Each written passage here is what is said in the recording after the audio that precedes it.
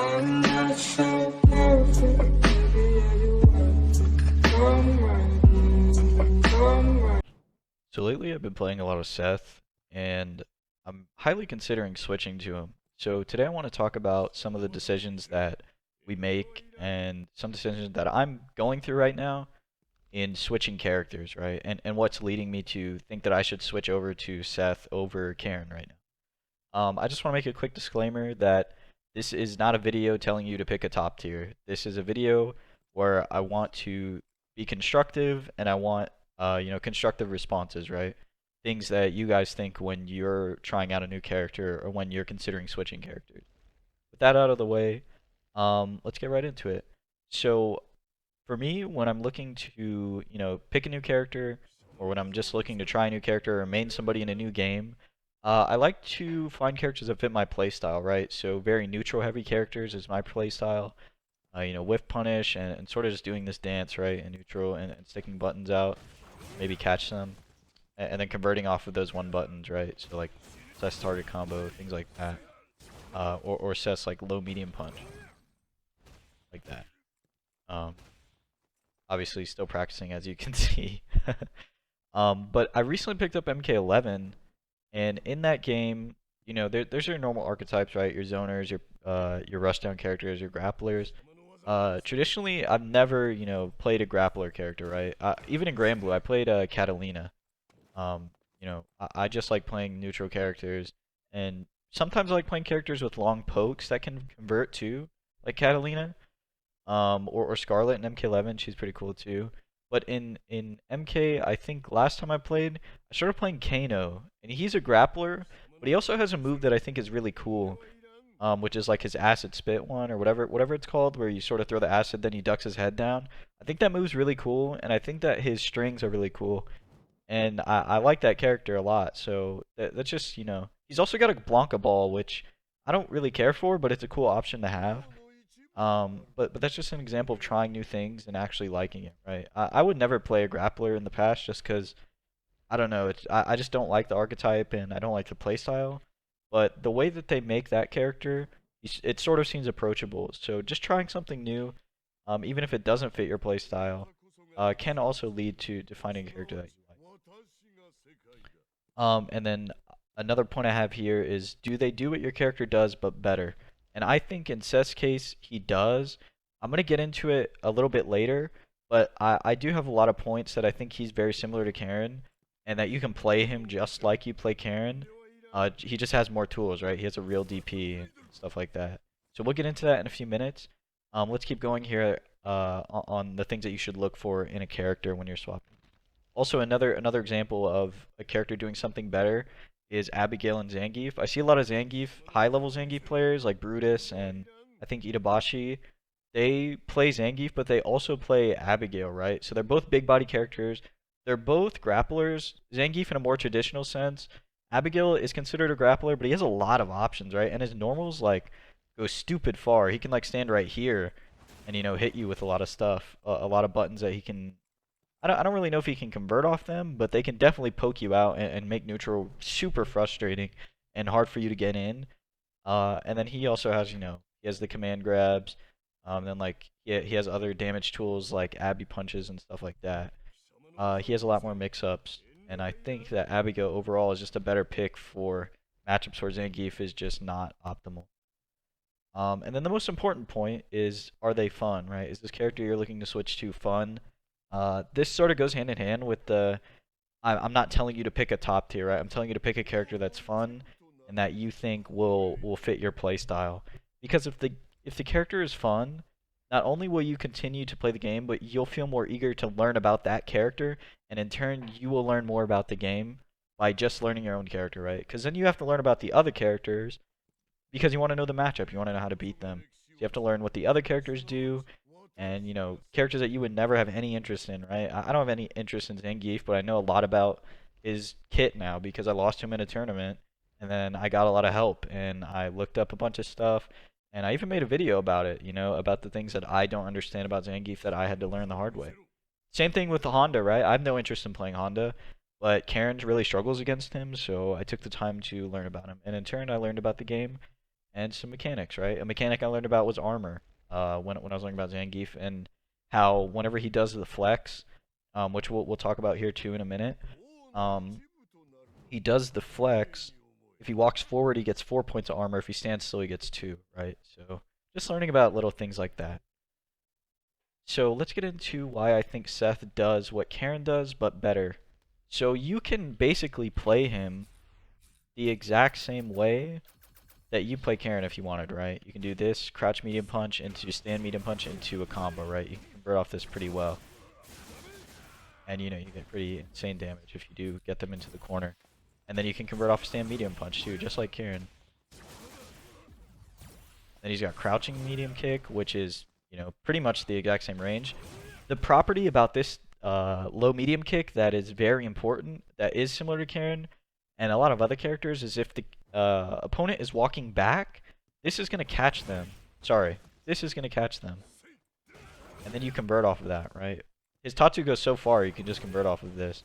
I'm doing light right now, but you can get medium too. Or EX, right? EX if you want to get into the combo. But yeah, that's huge, right? That walking backwards, you'll get caught by this and get hit with the Tatsu or the combo, right? That's a property about Karen that I like too, about her low medium kick. So that was a big seller for me on this character. He also makes some matchups a lot easier.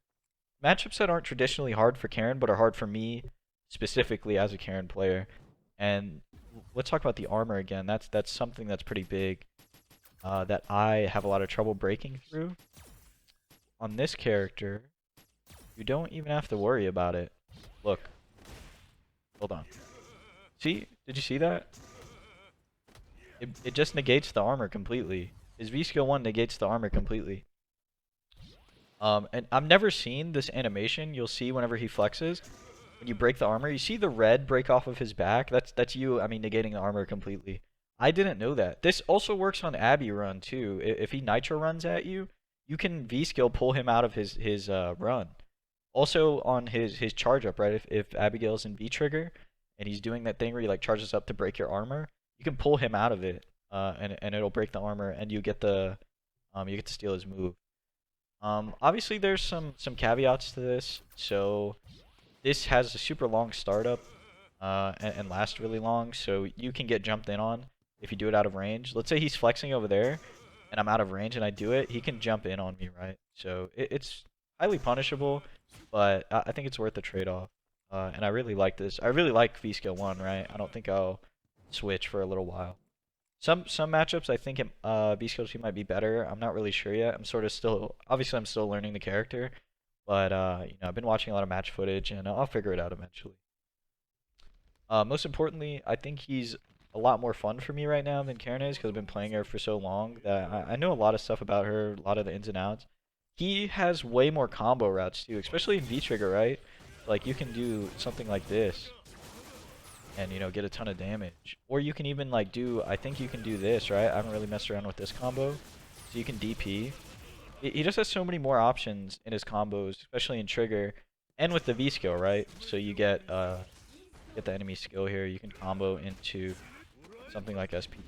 You can also super off of most of these when you steal them, which is something I didn't know, right? Moves that traditionally you can't cancel into super from, but you can when you steal it on Seth. He makes things that feel very hard on Karen quite easy. So the example I wrote down here, I have a loose script that I'm sort of following if it kind of sounds like I'm a robot sometimes. It's just I'm reading off this loose script that I wrote here. But one thing that is very hard on Karen for me is the 3-frame punishes. So checking a dash with this, I can check the dash perfectly, right? I'll check the dash and stop their momentum, but it's hard for me to do the, you know, the jab, instant tenko into shoulder or whatever, right?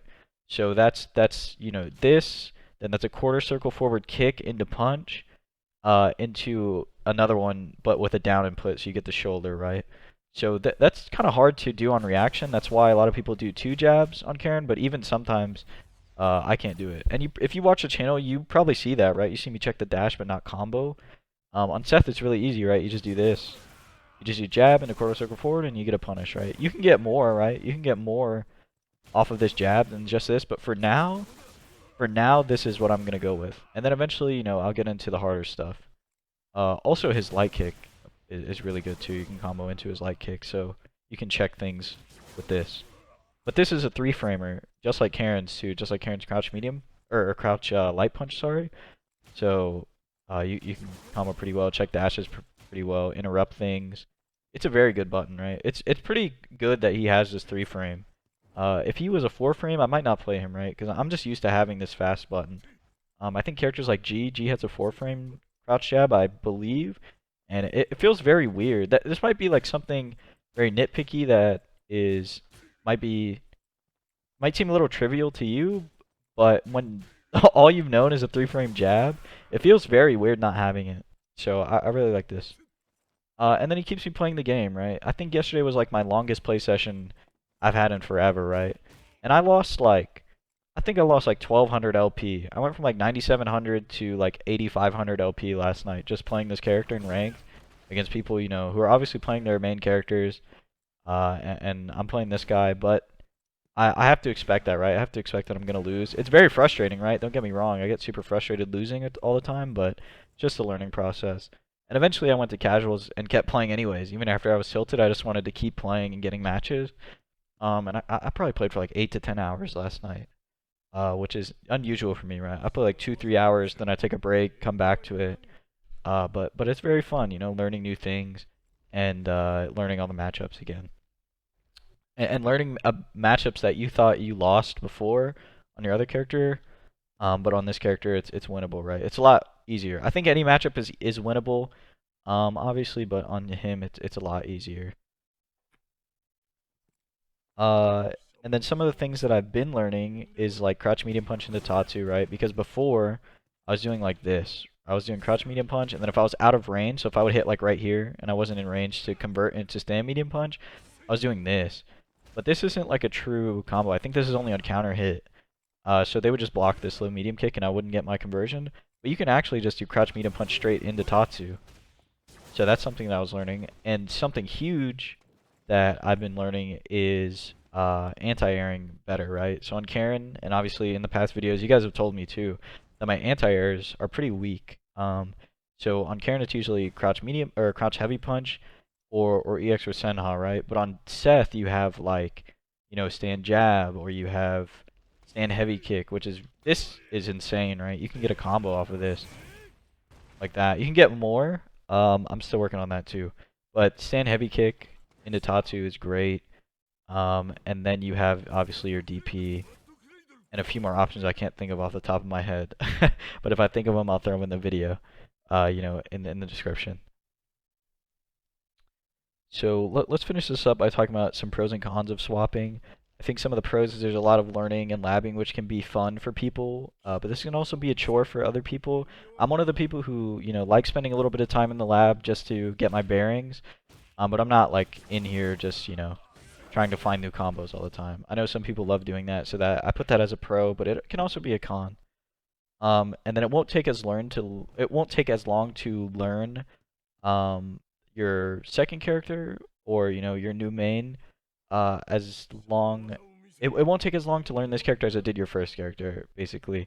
And that's because you already know some basic things, right? You know about hit confirming, you know about spacing, target combos, things that that are global game mechanics that you didn't know when you were learning the first time, right? So that just works in your favor. You can use what you already know to your advantage. So like I said, spacing, hit confirms, etc. Game mechanics, V-trigger, putting in special moves even, right? When I started the game, I didn't know what a special move was. I just knew that they were kick and there was punch. And then eventually you learn all this, right? And most characters in this game have like the same three basic movements, right? You have your quarter circle forward, quarter circle back. So that's your Rekka, your Tatsu, and then your DP, right? And then obviously your V skill. But most of the inputs are going to be universal for your motion characters, and then your charge characters too, right? Those are like Guile, Balrog, Flash Kick, and the one where you charge back and forward. I don't know what that one's called. But yeah, a lot of universal things that that you can apply to this new character immediately. And then I put pro, it's fun to try new things. And even if you don't stick with this character, you'll have a lot of matchup knowledge for this matchup in the future, depending on what character you're learning, right? I think a character that I'm gonna end up having to do that for is Fang. I have zero interest in playing Fang, but he is such an like an interesting character, and like intricate. He is such an intricate kit that really is not like any other character in the game. So I think that you have to spend some time playing him in like in the lab or whatever to really figure out what's going on. Because I really can't tell what's going on when I play against them. And then some cons to swapping is you're gonna have to retrain a lot of muscle memory. On Karen, I'm used to doing this, which is low medium punch into stand medium punch target combo. But sometimes that's not optimal. On Seth, you have to do like here, and then you have to do like low. You have to do Tatsu, right? So you have to do like this. And on Karen, normally you would convert from crouch medium punch into stand medium punch all the time, because if your crouch medium punch is hitting, then your stand medium punch is normally going to hit, but that's not always the case on this character. So just retraining some little things like that. And retraining myself to, do Tatsu. I don't really do Tatsu that much, or the Tatsu motion that much on Karen. Only really in combos. But on Seth, it's pretty prevalent, right? Doing low medium kick into Tatsu instead of doing like low medium kick into quarter circle forward like you would on Karen. And then obviously relearning all the matchups and finding specific punishes to specific situations. So on Zangief, for example, with punishing his stand heavy punch, I think it is, the one where he sort of like reels back. This one, you have to, find the button that works best, or find the multiple buttons that work best. So on Seth, I think I've been using like crouch heavy or crouch medium kick, right, like that. But you can also do this, right? You can do like stand heavy punch. Sorry, I got him set to do like a bunch of stuff. That works, but they can also cancel. I'm pretty sure they can cancel the stand heavy punch into a SPD, and it catches me a lot. So something you got to look out for there if you're constantly trying to whiff punish that. And then implementing your whiff punishes once you learn them properly. So Seth's, for example, that I've been working with is crouch medium kick, crouch medium punch is a good whiff punish. And then this one here. This is forward medium punch into that one target combo. This target combo. That also works really well for activation, right? Activation routes are something that are pretty important on him too, it seems like. So I've been working on that. Obviously, there's a lot of things you have to learn with learning a new character, but I don't think it takes as much time as it did when you were first learning the game, obviously. So if there's a character you're interested in, even if you only play them for a night and realize you don't like them, I still think it's worth it, right? It's worth it to try something new and learn more about the game. Thanks for watching, and I hope you guys enjoyed. Please consider subscribing, and have a great day.